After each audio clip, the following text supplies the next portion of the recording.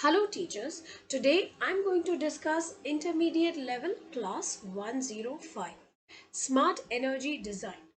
The description of the class is student recalls and apply their knowledge of UI UX to design a smart energy app in Thunkable. By UI UX we are referring to the user interface. The goal of the class is to recall and apply designing concepts to create screen for an app in Thunkable. Understand the use of the switch component in the app and relate its output with the Boolean variables and binary output. Now, teachers, it is always advisable that we do a quick revision of our previous class. So here are some questions framed. You may ask them according to your choice. Also, before we start creating this app, we have to discuss with the student their knowledge about saving the energy resources. We are going to talk about saving electricity here, and you as a teacher try to understand how much the student knows. Otherwise, give an insight about the same. Discuss how they can save energy by taking various steps, turning any appliance off when they are not in use. Okay. There are a few questions related to the application that we will be creating, so do have a look at them as well. To begin with this, students are requested to open Thunkable. Once they open Thunkable, they will click on the Create New App option. They can give a name to the app like SMA or Smart Energy app. Totally, it's their choice. They will have to uncheck the Try It Out option and click on the Create button. I've already done that. Also, the students are requested to download, there will be a bedroom image and a tube light, CFL and fan GIF that has been shared on their interface in the students activity section. So ask the student to download all four. Now let's understand the design through the wireframe. So there is the wireframe given for both the screens. We have two screens, screen 1 and screen 2. So help the student understand the design through the wireframe, what all elements, design elements we are going to use for both the screens. This is your screen 2. Now let's understand how do we design this. So the first screen is renamed as Smart Energy Bedroom Screen. So as I always say that we have to refer to the documents to understand the changes with the properties, because the document has all the changes that we are supposed to do with each design element properties. Okay, now for the bedroom screen, we have a specific background color which is mentioned here. So the hex code is mentioned here. You can share with the student through the chat option. So let's understand where are we going to put the hex code. In the screen option itself, the background property that we have, we will click on the color palette, and here is where we are supposed to paste the hex code. Once this is done, look for the other property changes that we have to do with the through the document.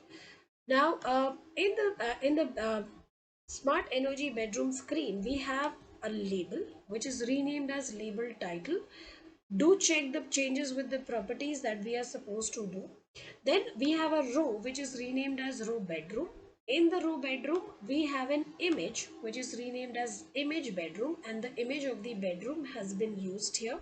Plus, there will be other property changes that you have to check with in the document. Then we have a row switch. Row switch is very important, as you're going to explain. Also, in the row switch, we have to use the horizontal alignment as space around. Okay, so it is important that you have to tell them, because it is going to keep the spaces between the elements that we are going to use in this row.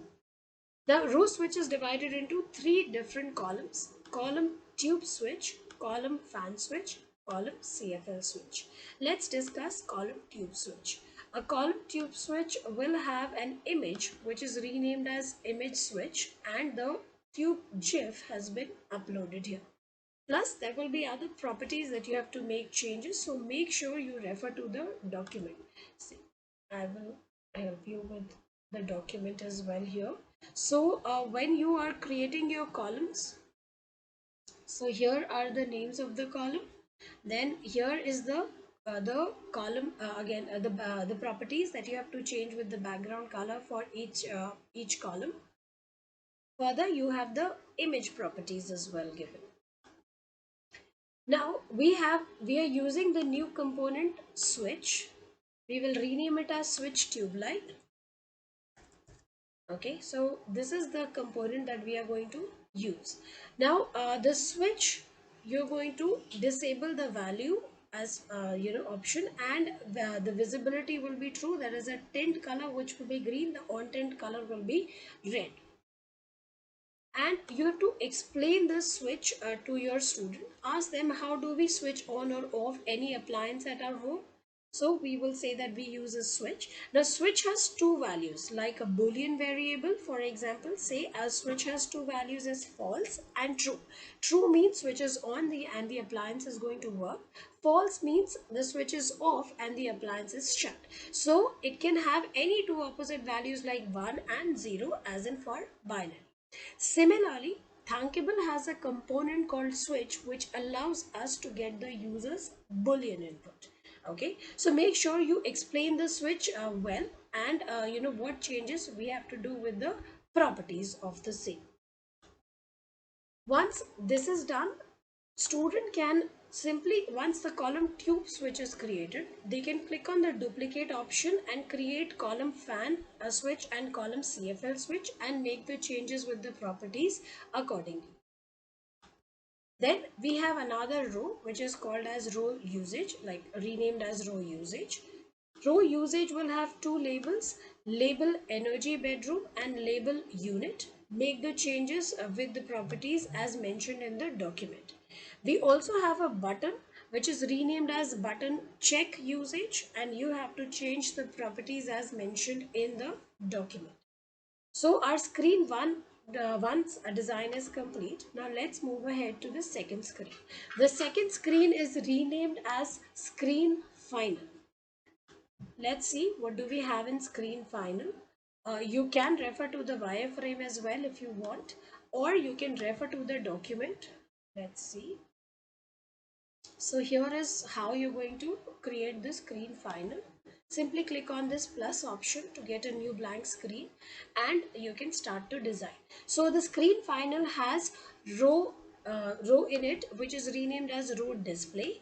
The row display will have two labels. First one is label final consumption and the second one is label units. So you are going to make changes with the properties of both the labels as given in the document. We also have a button in our screen final, which is the button back, so that you can come back to your previous screen. Okay, and yes, whatever changes you have to make with the button element, you can refer to the document according. So the app design is complete. Student can click on the live test option to see the final look of their app. Okay, that is all we have to do in this particular activity to design the smart energy app. Thank you, teachers.